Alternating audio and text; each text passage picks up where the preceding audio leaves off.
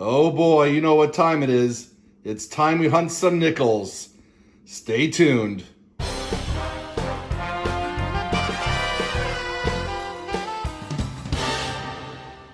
Hey collectors, it's time to hunt some more nickels. That's right, I got a box from my bank and I'm trying to complete an album that I started when I was a kid. Just need 15 more. This album I started this year, need 19 more. Obviously there's some overlaps with the key and semi-key. And just for fun, because I get Canadian nickels in these rolls, I started a Canadian nickel album and we're gonna try to fill that. I already opened the box. They are all circulated. Please remember to subscribe. And we're gonna get this hunt started. Just gonna pull this one out. I'll go in a better order as soon as I get started here. But we got a crusty one on the top. Nice condition one on the bottom. Wow. We're gonna look to see if we can find any proof coins. We're gonna look for anything minted from 1938 to 1961 for the nickel albums. Particularly interested in the Civil War time nickels. Looking for Buffalo nickels. We come across those from time to time. We've not yet had a V or Liberty nickel pull. Maybe it's time we have one. Let's hope that that's foreshadowing. I have no idea what's in these rolls. They are brand new. Well, they're not brand new, but these are unopened, unsearched rolls direct from my bank. All right, let's get this one open. I'll bring you in as soon as we find something cool. Hey, collectors, we have the first find of the hunt.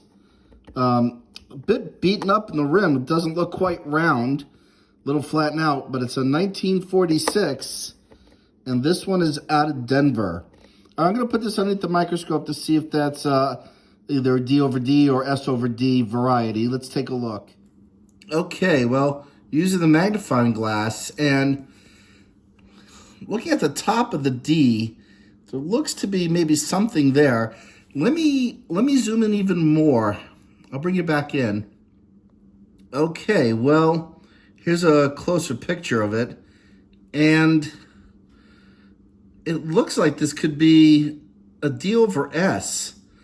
I'm going to pull that aside. I'm going to do a little more research on this, look at it separately, but based on what I'm seeing, and I'll see if I can get some of that dirt off. That looks like a D over S variety.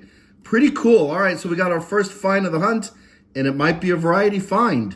All right, this is just the second roll. We got plenty more to go through. Hey, collectors, this is into roll 3. Not necessarily a find, but do you see that this 2020 has just extreme luster? And this one, not as much. I mean, they're both very bright and brilliant. Let's get into a different angle here. This one almost has like mirror-like surfaces, which I've never seen on a circulation strike before. I've seen that in proof, but this is not a proof strike. Anyway, kind of caught my eye, although I'm not going to pull it out. I have plenty of very high quality 2020s. But yeah, that was kind of an interesting thing. Anyway, we're going to move on to roll 4 in a moment. All right, we have our second find of the hunt in the 4th roll. This is a 1951 out of Philly. All right, collectors, we just finished going through roll number 6. We have our third find, 1952, also out of Philly. We'll keep looking. Hey, collectors, in the 8th roll, we came across a stamped coin. We got a 2020 out of Philly with Trump stamped on the obverse. Nothing stamped on the reverse, but, you know, it's always cool finding stamped coins. I pulled them aside.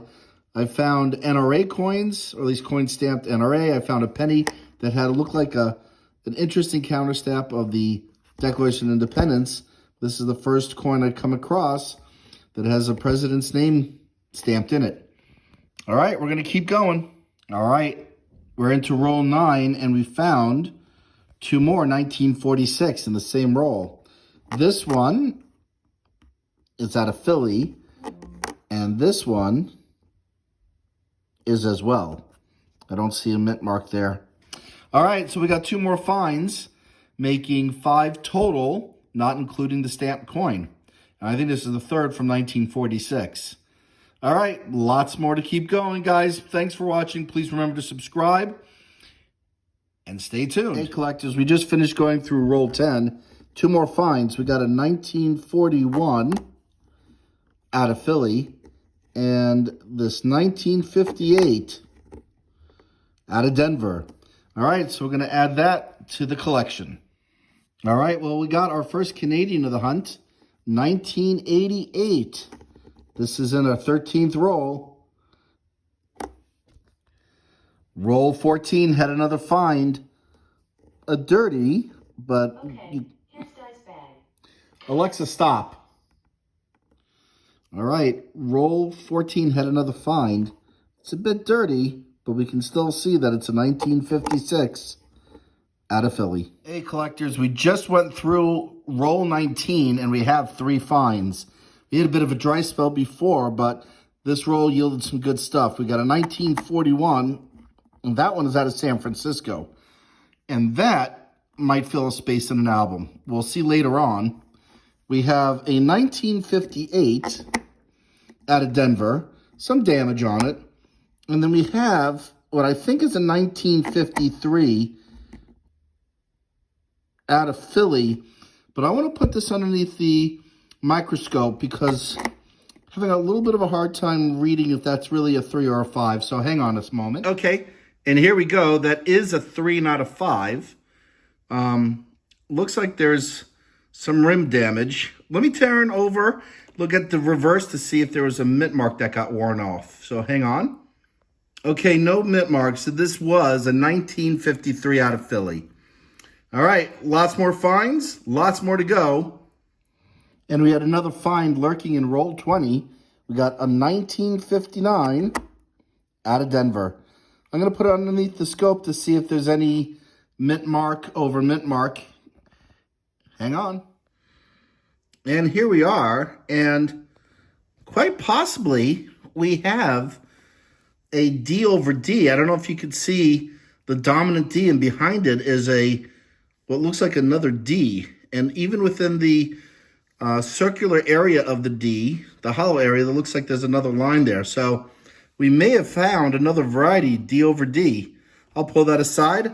Again, do some more research later, and we'll keep searching the rolls. Hey, collectors, we just finished going through roll 30, and we've come across a 1955 out of Denver. So we'll add that to the finds. Hey, collectors, we just finished going through roll 28.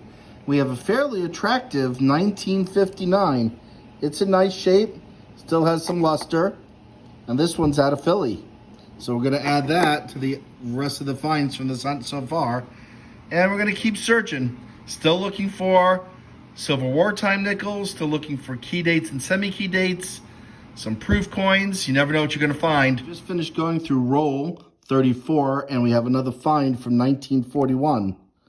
This one is also out of Philly. Hey, collectors, I just opened up roll 35, and I saw this interesting colored coin, so I slid it out, thinking it might have been a war nickel. It is not. It's from 1948. If it's out of San Francisco, it's a semi-key date. Alas, it is out of Philly, but still a nice find, and so we'll add it with the others, and we're going to keep looking in here to see if there's anything more hiding. Hey, collectors, still in that roll. One more find out of a 1953, and this one is out of Philly. We'll clean this up. We'll keep going through the rolls. Hey, collectors, we've gone through roll 36. 2 more finds. A 1957 out of Philly and a 1958 out of Denver. We'll put this underneath the scope to see if we have any D over D mint mark. Hang on. Okay, so we have this underneath the microscope. Whoop. Get that kind of centered. And I'm going to say this is probably just a regular D with some dirt underneath it. You know, I do see an odd shape to it, but it doesn't look like mint mark over mint mark compared to the others that we saw in this hunt. So we'll pull this aside with the rest of the finds and we'll keep going. Hey, collectors, well, we're going through roll 40. And look at this. Not only a 1958 find out of Denver, which we'll pull aside, but hello there, friend. We have a buffalo. And I think we can make out a date. Looks like 1924. I'll put this underneath the microscope, get a better look at it, but I think we have a dated buffalo. I can't tell that if Nickel was applied to it. I don't think so, but that looks like 1924. Hang on a moment, we'll get the microscope. Okay, and there we go. It is 1924, and I don't believe this was Nickel dated. There's still enough of details on that date. I don't see any of the damage that the acid from Nickel would cause. I didn't look at the reverse to see if there's a mint mark, so we'll do that together. And I do not see a mint mark, no. So we got a buffalo, 1924, out of Philly. All right, a nice find. We got 20 more rolls left? 10 more rolls left. This is roll 40, as I said before, lost track.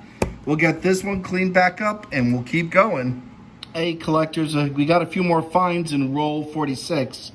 We have this 1946, very well worn, and that is out of Philly. We have this 1948, not really in bad shape, also out of Philly. And we have a 1953, also out of Philly. All right, 3 more finds get added to the other ones. And we got a few more rolls left. And we got a change of pace in roll, 48. We got 2 more Canadian nickels, making a total of 3 for this hunt. An 87 and a 98. All right, second to last roll. This is roll 49. We have 1 more find, 1956, out of Denver. Hey, collectors, we're going to do a bit of a wrap up now, and we're going to then look to see what we can fill in the various albums. Again, we're going to look to see if any of the Canadians that I found are needed. We got 3. Found a nice buffalo nickel, which I'll just put in my collection. And we got about 28 finds between the 30s, 40s, and 50s. Actually, only the 40s and 50s this time. And again, we're going to be looking to see if we can fill anything in the albums. But we're going to start with the Canadian albums, and I'll bring you in if we can fill anything. Okay, so this particular album starts in 1965 and goes to 2012, which I believe are the years of the coins that I found. And you can see we need quite a number of them. We've done quite well from the 80s into the 90s. Quite a lot are needed here in the 2000s. So let's take a look, and I'll bring you back in. All right, so we got a bit of good news here. We got to actually have a condition upgrade. The current 1998 I have is pretty trashy, and the one that we found in this hunt is kind of nice. So we'll be swapping that out, and we'll be looking at the other 2 in a moment. All right, and there you go. And that's the only one we were able to put in the album.